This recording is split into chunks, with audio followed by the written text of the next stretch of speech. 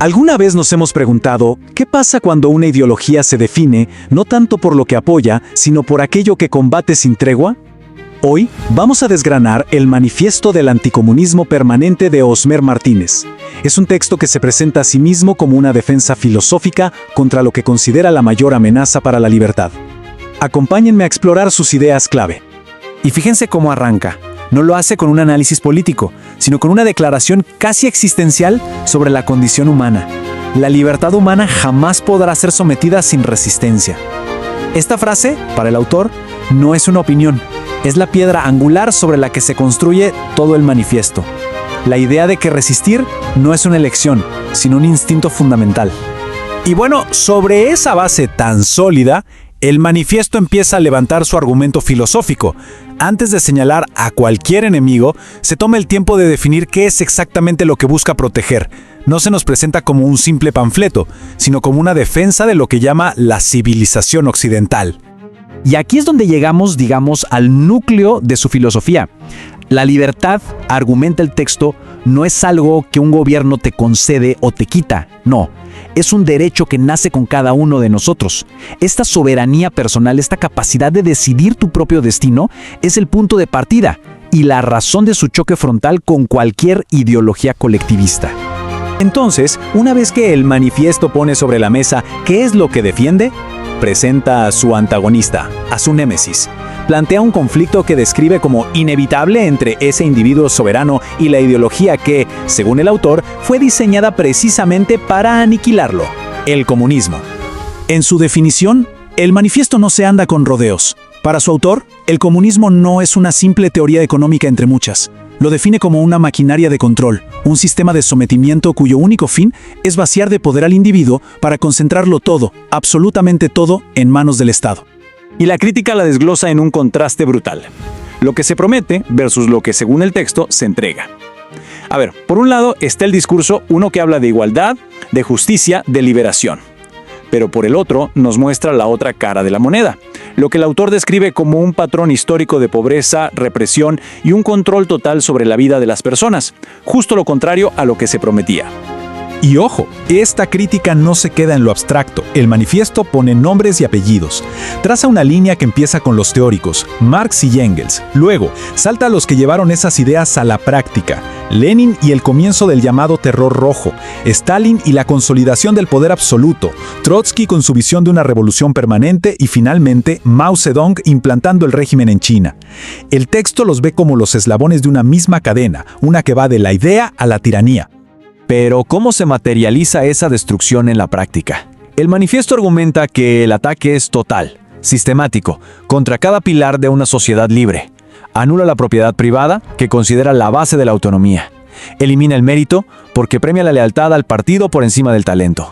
Empobrece a las naciones al ahogar la iniciativa privada.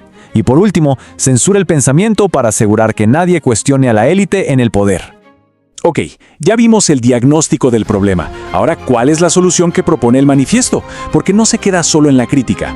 De hecho, articula una visión muy clara de una sociedad alternativa, delineando los pilares que, según el autor, sostienen el verdadero progreso. El texto nos habla de una especie de arquitectura de la libertad. Piensen en un edificio que se sostiene sobre 4 columnas inseparables. La libertad económica para que cada quien pueda construir su futuro. La libertad política como un muro contra la tiranía. La libertad de pensamiento como la esencia de la dignidad humana. Y la libertad de empresa como el motor que impulsa todo. El argumento es que si una de estas columnas falla, toda la estructura se pone en riesgo. Y aquí, el manifiesto le pone nombre y apellido al sistema que defiende. Presenta al capitalismo moderno no solo como un modelo económico, no, lo eleva a otra categoría, casi a la de una fuerza civilizadora. Lo define sin más como la herramienta más poderosa jamás creada para sacar a la gente de la pobreza y multiplicar las oportunidades para todos. Entonces, ¿cuáles son los frutos de este sistema según el manifiesto? Pues son 3 cosas clave. Primero, la creación de riqueza, que se ve como un motor que no para. Segundo, y esto lo subraya mucho, la reducción de la pobreza a una escala histórica. Y tercero, como consecuencia natural de la libertad y la competencia, el fomento constante a la innovación. Perfecto, tenemos los pilares de la libertad, tenemos la amenaza. La pregunta del millón es, ¿cómo se defiende todo esto? Pues bien, el manifiesto propone una estrategia clara, lo que llama una doctrina de resistencia, que es básicamente una guía de acción para que las sociedades libres puedan neutralizar el avance del comunismo. El primer principio es la resistencia permanente. Y ojo con la palabra permanente, porque esto no es sentarse a esperar el golpe. Al contrario, es una postura activa, una ofensiva ideológica constante, que implica, pues, identificar la infiltración de ideas, exponer públicamente lo que llama el fracaso universal del comunismo y confrontar sus narrativas hasta lograr aislarlo por completo. Y si el primer principio es el ataque, el segundo es la defensa, la protección estructural. La idea aquí es fortalecer la casa por dentro, hacerla casi inexpugnable. ¿Cómo?